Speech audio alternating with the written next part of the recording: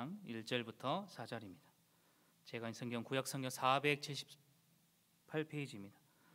사무엘하 11장 1절부터 4절 찾으셨으면 교독하시겠습니다. 그 해에 돌아와 왕들이 출전한 때가 되매 다윗이 요압과 그에게 있는 그의 부하들과 온 이스라엘 군대를 보내니 그들이 암몬 자손을 멸하고 납바를 에워쌌고 다윗은 예루살렘에 그대로 있더라.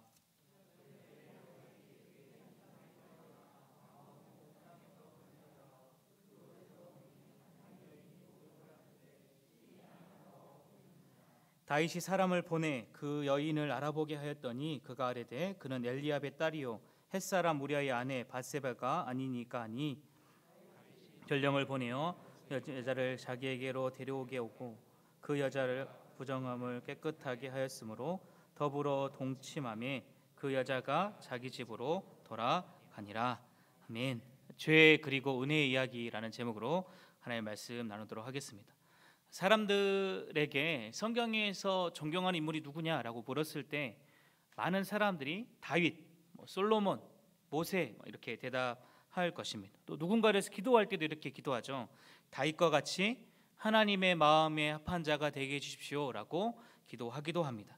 또 다윗이라는 이름이 우리 삶 가운데 너무나 친근하게 느껴집니다. 그 이유 중에 하나는 다윗의 삶이 우리와 이렇게 비교할 때 뭔가 특별한 것 같지만 또 그의 삶을 자세히 들여다보면 항상 경건하고 은혜롭고 흠이 없는 사람이 아닌 우리와 별다르지 않다는 것을 우리가 또 성경을 통해서 보게 됩니다. 다윗이 하나님의 마음에 합한 자라고 해서 늘 성숙하고 늘 거룩하게 사는 것이 아니었습니다. 죄를 우리가 짓는다는 것이 영적으로 아주 어리고 미성숙할 때만, 막 신앙생활을 시작할 때만 죄를 짓는 것이 아닙니다.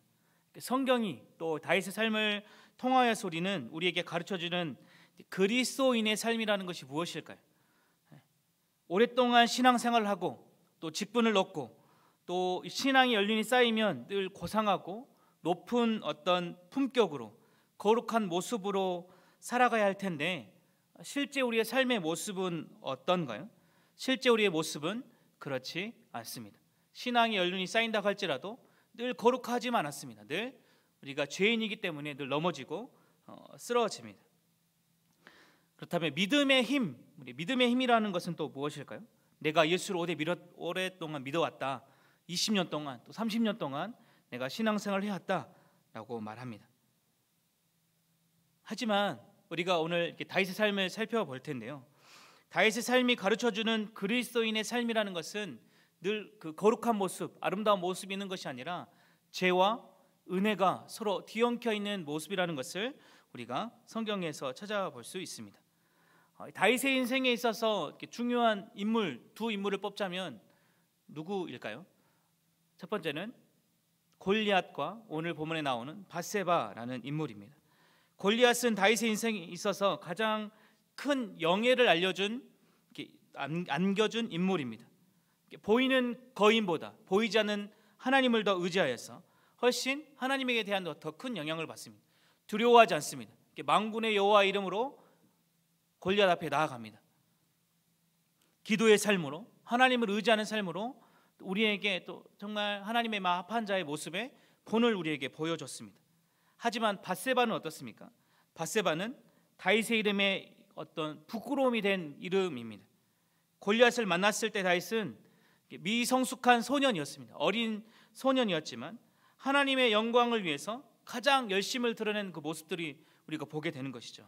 하지만 밧세바를 만났을 때 다윗은 신앙에 있어서 어떻게 보면 성숙한 인물이었습니다. 우리 지금까지 계속 살펴왔지만 그가 하나님을 바라보고 또 지지난주에 우리 무비보셋에게 정말 하나님의 헤세드, 하나님의 은혜를 베푸는 것을 보았지 않습니까? 하지만 상상조차 할 수 없는 범죄를 저지르는 것을 보게 됩니다. 그래서 먼저 우리는 오늘 본문을 통해서 죄의 이야기를 먼저 살펴보고자 합니다. 하나님의 헤세드, 하나님의 은혜를 베풀 줄 아는 사람이 하나님의 은혜를 경험하고 그 다윗이 갑자기 추악한 범죄의 주인공이 됩니다. 어떻습니까? 죄를 찾아오는 특별한 시간이 있습니까? 그게 시도 때도 없이 찾아온다는 것이죠.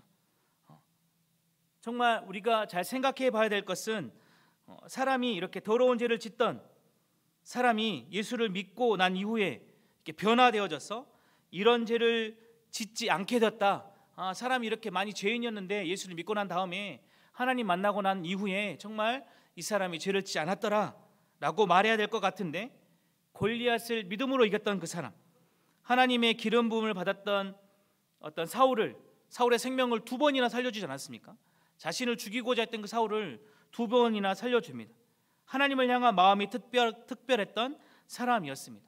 하나님의 마음이 합한 사람이었습니다. 그런데 그 이후에 이 사람이 간음의 죄를 짓고 살인교사의 죄를 짓습니다. 믿겨지지가 않는 것이죠. 분명히 다윗은 광야의 삶을 통하여서 하나님의 선하심을 깊이 경험한 인물이 바로 다윗입니다. 하지만 우리가 성경을 잘 살펴보면 아시겠지만 성경의 많은 인물들이 다윗과 비슷한 모습들을 보입니다. 아브라함이 아내를 2번이나 동생이라고 속입니다.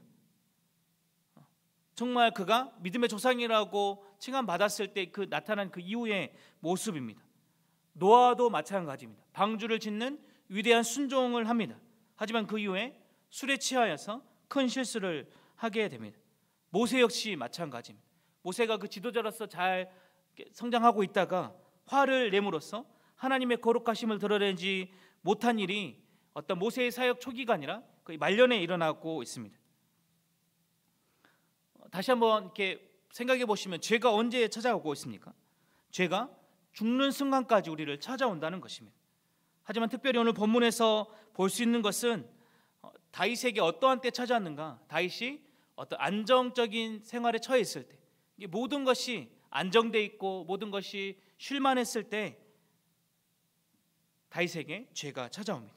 어떻게 보면 이때가 가장 위험한 순간이라고 볼 수 있겠습니다. 본문은 이제 다윗이 전쟁터에 나가 친히 이렇게 싸움을 나가지 않아도 될 만한 안정적인 위치에 있다는 것을 보여줍니다. 부하 어떤 군사들은 나가서 싸우고 있지만 다윗은 그 전쟁도 승리할 것이 너무나 분명하여서 왕궁의 궁전 이렇게 옥상에서 이렇게 거닐고 있습니다.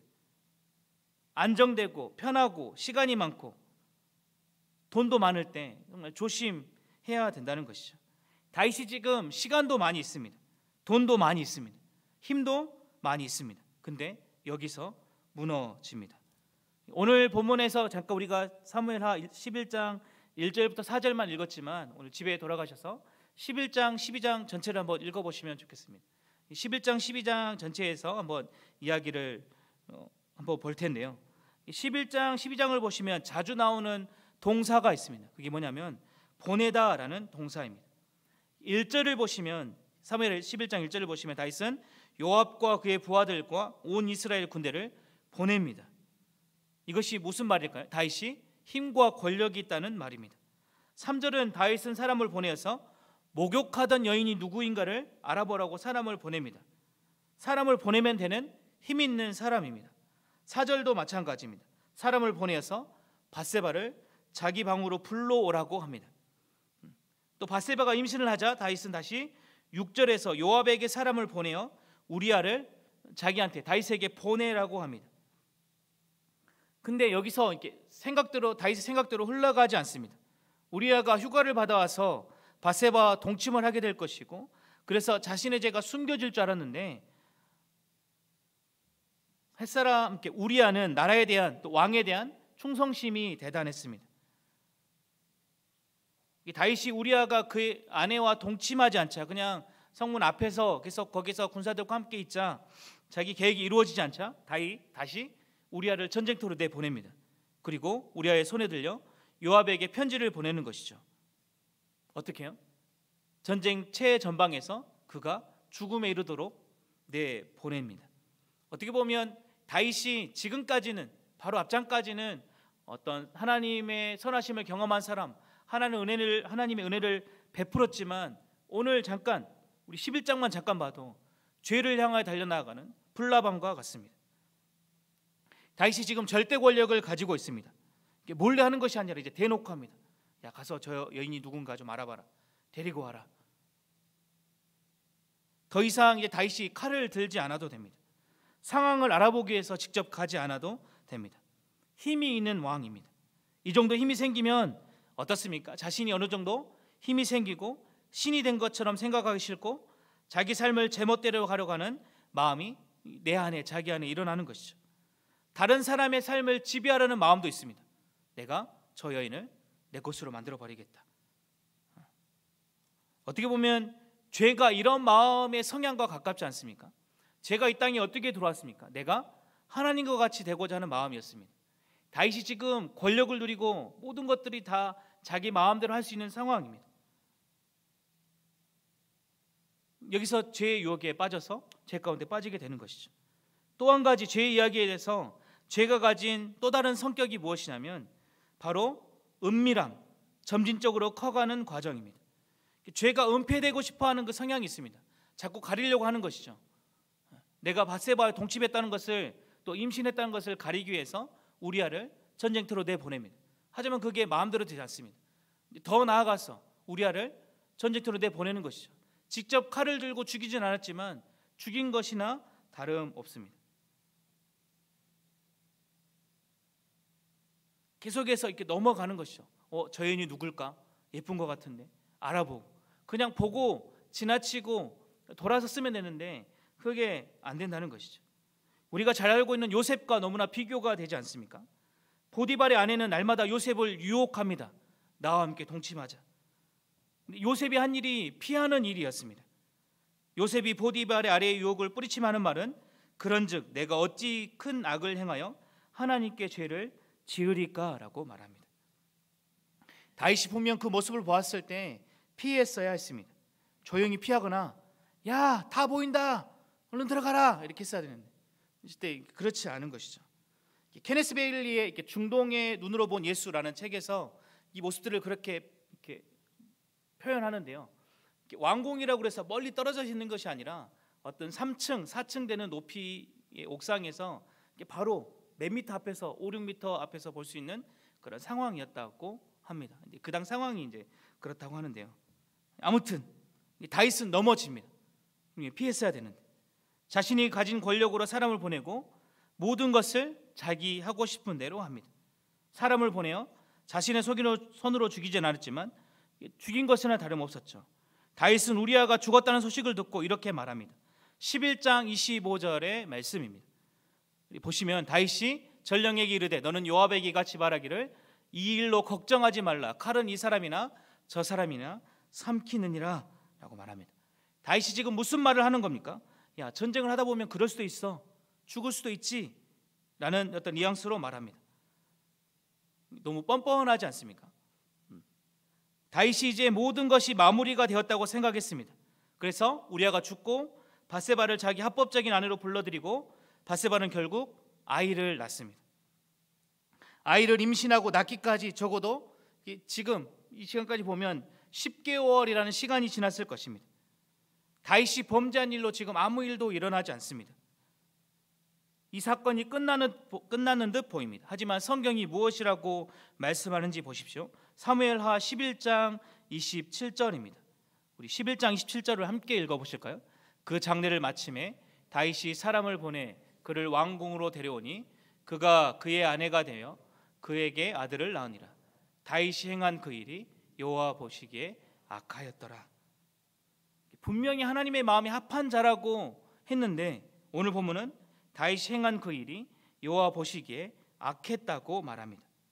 1년에 가까운 시간이 되도록 다윗이 그냥 살았습니다. 회개하지 않은 채 그냥 살았습니다. 밧세바를 사랑했을 것입니다. 서로가 좋았을 것입니다. 또 시간이 흐르면서 우리아에 대한 어떤 미안한 마음조차 사라졌을 것입니다. 그래서 너무나 정상적인 부부처럼 지내왔던 것이죠. 하지만 우리가 이 이야기를 알고 있지 않습니까? 다윗은 지금 이 상황을 보면 너무나도 나쁜 사람입니다. 남의 아내를 빼앗은 것이죠. 정말 다윗이 지난 1년의 세월 동안 시간을 지나오면서 다윗이 지난날 그 하나님 앞에 받아왔던 은혜, 그것들과 조화가 되는 모습입니까? 은혜를 받았던 그 사람이 죄를 짓고 회개하지도 않고 그냥 그저 그렇게 살아갑니다. 하나님의 선하심을 맛보았던 사람입니까? 정말 다윗이 거듭난 사람이 맞습니까? 그렇게 죄를 은폐시키고 그냥 넘어가기만 하면 아무 일도 살아갈 수 있듯이 그렇게 살아가면 되는 것입니까? 다윗이 1년의 생활 동안 기도하지 않았을까요? 분명히 기도했을 것입니다. 하나님 앞에 제사를 안 드렸을까요? 분명히 제사를 드렸을 것입니다. 근데 중요한 것은 아무 감격도 없이 아무 느낌도 없이 그냥 기도했을 것입니다. 그냥 제사를 드렸을 것입니다. 우리가 분명히 기억해야 될 것은 참으로 회심한 사람도 다윗의 이야기뿐만 아니라 우리의 모습이 그렇습니다. 내가 회심했다고 할지라도 하나님의 은혜를 맛보아 알고 하나님 은혜를 경험했다고 할지라도 정말 내가 지은 죄에 대해서 회개하지 않고 그냥 지나가 버리면 이것이 우리가 드리는 예배가 우리가 하는 그 기도가 그냥 종교 생활에 지나지 않을 것이라는 것을 우리가 분명히 기억하고 우리를 다시 한번 되돌아봐야 하는 것이죠. 종교심에서 종교인으로 그럴 수 있다는 것을 기억해야 됩니다. 우리가 하나님께 여전히 종교적인 의무를 다하고 있지만 예배도 참석하고 기도도 하고 있지만 이것이 형식에 불과한 것이 되면 안 됩니다. 하나님에 대한 어떤 사랑을 다시 한번 회복해야 되고 나의 죄를 철저하게 회개해야 합니다. 우리가 지금 그렇게 죄를 짓고 아무런 느낌도 없고 아무런 감정도 없다면 우리가 지금 다윗의 자리에 서 있을 수 있다는 것을 우리가 기억해야 됩니다. 그래서 항상 우리는 나를 점검해야 되는 것이죠. 내가 바른 신앙의 길을 걷고 있는가? 바른 믿음의 길을 걷고 있는가? 여기까지가 죄의 이야기입니다. 이제 은혜의 이야기가 시작됩니다. 죄로 말미암아 다윗이 하나님에 대한 어떤 감정이 죽어버렸습니다. 하나님에 대한 어떤 의무와 형식밖에 남아있지 않는 사람에게 하나님의 은혜의 이야기가 시작됩니다. 죄의 이야기가 사람에게 속했다면 은혜의 이야기는 하나님으로부터 시작됩니다. 다윗이 자신이 가진 힘으로 사람을 보내고 죄를 짓고 사람을 죽입니다. 이제는 하나님이 다윗에게 사람을 보냅니다. 나단 선지자를 보냅니다. 하나님이 나단에게 가도록 명령합니다. 하나님께서는 다윗이 범죄하고 1년이라는 시간이 지나도록 그냥 침묵하십니다. 그 이유를 알지 못하겠지만 시간이 게을러서 밧세바의 아이가 태어난 후에 하나님께서는 나단 선지자를 다윗에게 보내십니다. 어떻게 보면 나단 선지자가 하나님이 다윗에게 좀 가라라고 했을 때 반가웠을까요? 반갑지 않았을까요? 좀 반갑지는 않았을 것 같습니다. 절대 권력을 가진 왕에게 내가 어떻게 이야기를 해야 될까? 왕에게 나라에게 그렇게 충성을 다하던 우리야도 죽인 다윗인데 나단 같은 선지자 하나쯤 죽이는 일이야 아무 일도 아니었습니다. 나단이 얼마나 고민했을까요? 어떻게 이 말씀을 전해야 될까? 나단이 지혜롭게 예화를 하나 다윗에게 들려줍니다. 양과 소가 심이 많은 부자가 자기 손님을 대접하겠다고 딸처럼 귀하게 여기는 암양 새끼 하나밖에 없는 가난한 자에게 그 뺏어다가 대접한 것이죠. 그 나단 선지자의 이 말 예화 앞에 다윗이 뭐라고 얘기하냐면 그 부자는 죽어야 마땅하다고 말합니다. 사무엘하 12장 5절 6절입니다. 다윗이 그 사람으로 말미암아 노하여 나단에게 이르되 여호와의 살아계심을 두고 맹세하노니 이 일을 행한 그 사람은 마땅히 죽을 자라. 그가 불쌍히 여기지 아니하고 이런 일을 행하였으니 그 양새끼를 4배나 갚아주어야 하리라 한지라. 다윗의 말은 진심이었습니다. 그 나쁜 사람이야. 죽어야지. 양을 4배나 갚아야 될걸. 이건 율법적으로 접근합니다. 출애굽기에 보면 사람이 소나 양을 도둑질하면 소는 5배, 양은 4배로 갚을 것이라고 말합니다. 율법에 머물러 있습니다. 나단 선지자가 하는 이야기에 죄가 무엇인지 자신이 누구인가를 아직 깨닫지 못합니다. 그저 자기와는 상관이 없는 이야기로 듣습니다. 이때를 놓치지 않고 나단 선지자는 다윗에게 돌직구를 던집니다. 당신이 바로 그 사람입니다.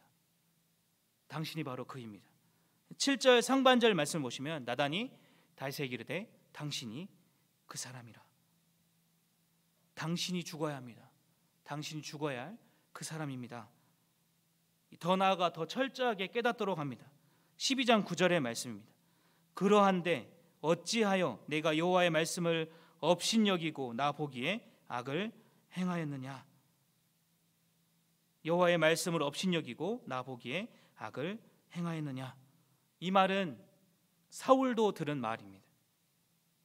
어떻게 보면 다윗의 죄가 더 큽니다. 죄질이 더 나쁘다고 볼 수 있습니다. 하지만 이 두 사람의 차이가 있습니다. 사울은 변명을 했지만 다윗은 죄를 고백하며 변명하지 않습니다. 이 말씀을 나단 선지자의 말씀을 들었던 다윗의 고백이 무엇이었습니까? 사무엘하 12장 13절 말씀입니다. 함께 읽어보시겠습니다. 다윗이 나단에게 이르되 내가 여호와께 죄를 범하였노라 하며 나단이 다윗에게 말하되 여호와께서도 당신의 죄를 사하셨나니 당신이 죽지 아니하려니와 라고 말합니다. 이것이 바로 은혜의 이야기입니다. 왜 은혜의 이야기입니까? 하나님이 왜 다윗을 용서하셨을까요?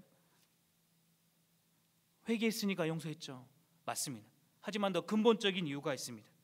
사무엘하 7장 12절 13절을 보시면 하나님께서는 다윗과 함께 언약을 맺습니다. 나는 그의 나라 왕위를 영원히 견고하게 하리라 라고 말합니다. 또 역대하 21장 5절 7절 말씀을 보시면 이렇습니다. 여호람이 왕위에 오를 때 나이가 32세라 예루살렘에서 8년 동안 다스리니라. 그가 이스라엘 왕들의 길로 행하여 아합의 짓과 같이 하였으니 이는 아합의 딸이 그의 아내가 되었습니다. 그가 여호와의 보시기에 악을 행하였으나. 여기서 끝나면 너무나 비참한 이야기인데 우리 7절 말씀을 함께 읽어보실까요? 7절입니다. 여호와께서 다윗의 집을 멸하기를 즐겨하지 아니하였음은 이전에 다윗과 더불어 언약을 세우시고 또 다윗과 그의 자손에게 항상 등불을 주겠다고 말씀하셨습니다. 아멘. 하나님께서 다윗의 후손을 끊어내지 않습니다. 다윗을 죽이지 않습니다. 왜냐하면 다윗과 더불어 언약을 세우셨습니다. 하나님은 다윗과 맺은 언약을 신실하게 이행하십니다. 용서의 은혜입니다. 다윗이 한 것은 그냥 회개하였고 그 이전에 하나님께서는 다윗과 맺은 언약을 기억했습니다. 다윗이 왜 무비보셋을 선대했습니까? 왜 기억했습니까? 언약 때문이었습니다. 철저한 하나님의 은혜를 기억했기 때문입니다. 무엇인가를 해서가 아니었습니다.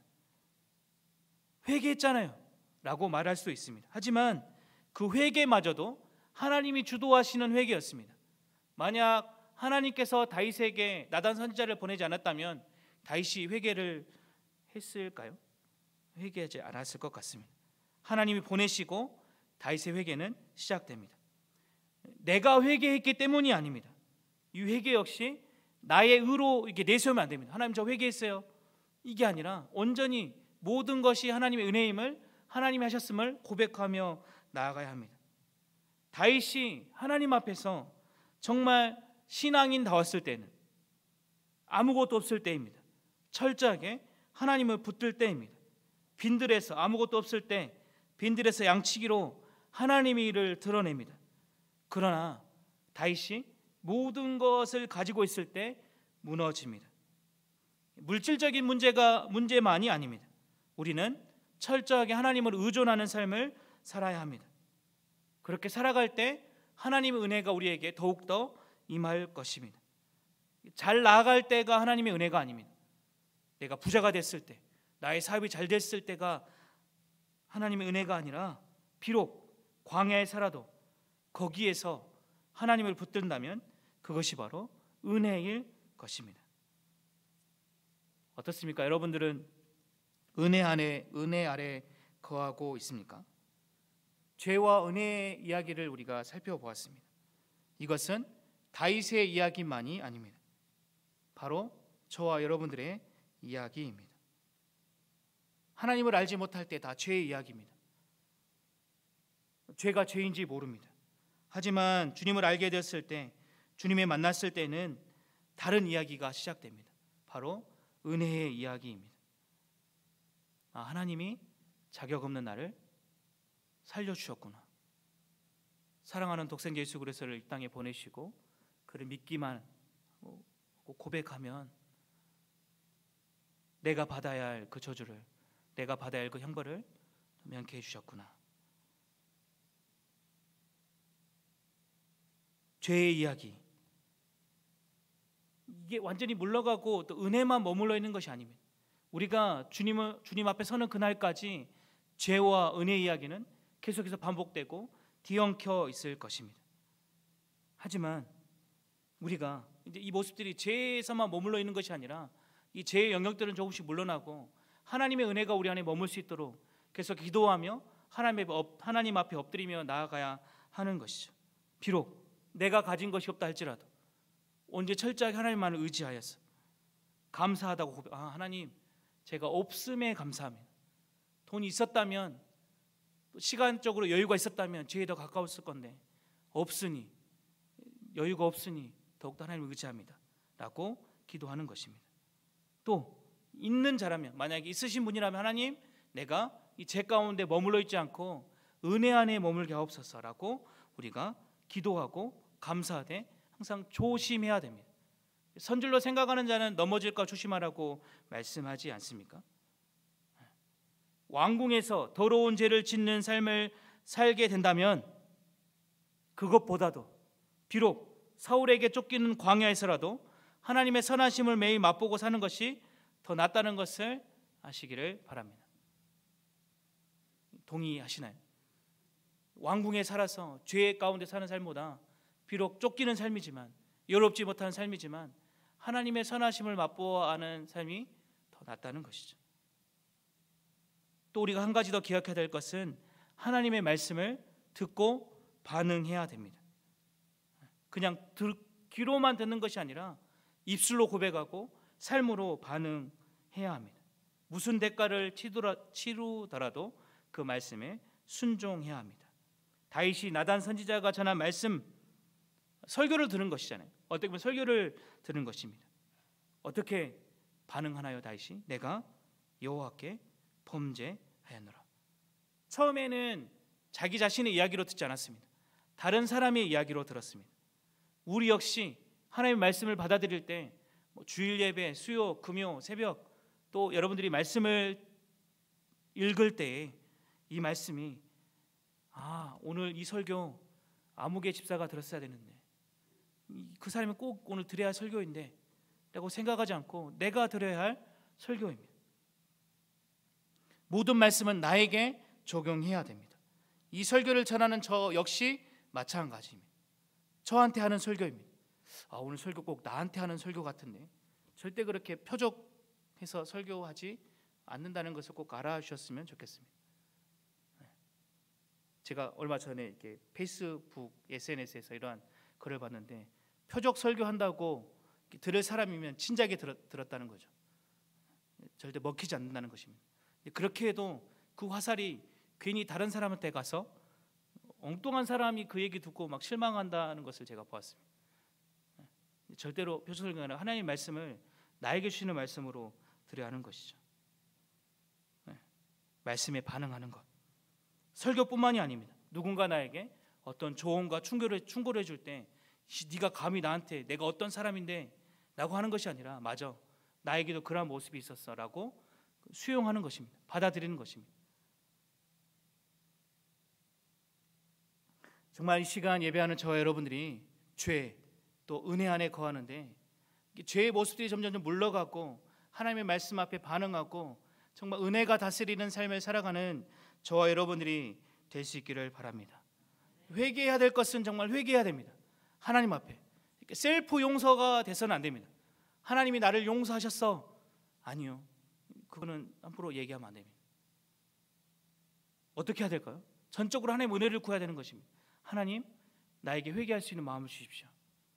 누군가 잘못했다면 그 사람한테 가서 직접 용서를 구해야 되는 것이죠. 미량이라는 영화에서 그런 모습이 나오지 않습니까? 하나님이 나를 용서하셨어요. 정작 피해자는 용서하지 않았는데 정말 우리가 말씀으로 깨닫고 회개할 것은 회개하고 주님 앞에 나아가는 저와 여러분들이 될 수 있기를 바랍니다. 제가 신앙 강좌할 때 이런 말씀을 드린 적이 있습니다. 설교할 때 요즘 설교할 때 죄, 회개, 십자가 이야기를 하면 다들 싫어합니다. 얼굴을 찡그립니다. 좀 좋은 이야기 좀 하지. 예배 시간인데 예배 시간에 이야기가 선포되지 않으면 무엇을 선포하겠습니까? 여러분, 말세 때 무엇이 유행한다고 합니까? 배교, 환난과 핍박이 넘쳐난다고 합니다. 이런 말씀을 듣지 않고 말세 때 주님 오시는 그날에 환난과 어려움과 배교가 일어날 때 이것에 붙잡혀 있지 않으면 남아날 사람이 누가 있겠습니까? 여기에 무장되어 있지 않으면 말세 때 어떻게 버틸 수가 있겠습니까? 우리가 늘 들어야 할 메시지가 바로 십자가, 죄, 회개의 이야기입니다. 복음의 메시지입니다. 그것만이 사는 길입니다. 이 시간 예배하는 저와 여러분들이 정말 우리의 삶 가운데 죄가 우리를 다스리는 것이 아니라 은혜가 우리를 다스리는 삶을 사는 저와 여러분들이 될 수 있기를 바랍니다. 예배의 자리, 기도의 자리에 참여해서 정말 하나님의 나라를 위해서 나아가는 우리 모두가 될 수 있기를 바랍니다. 우리 찬양하고 함께 기도하시겠습니다. 우리 정결한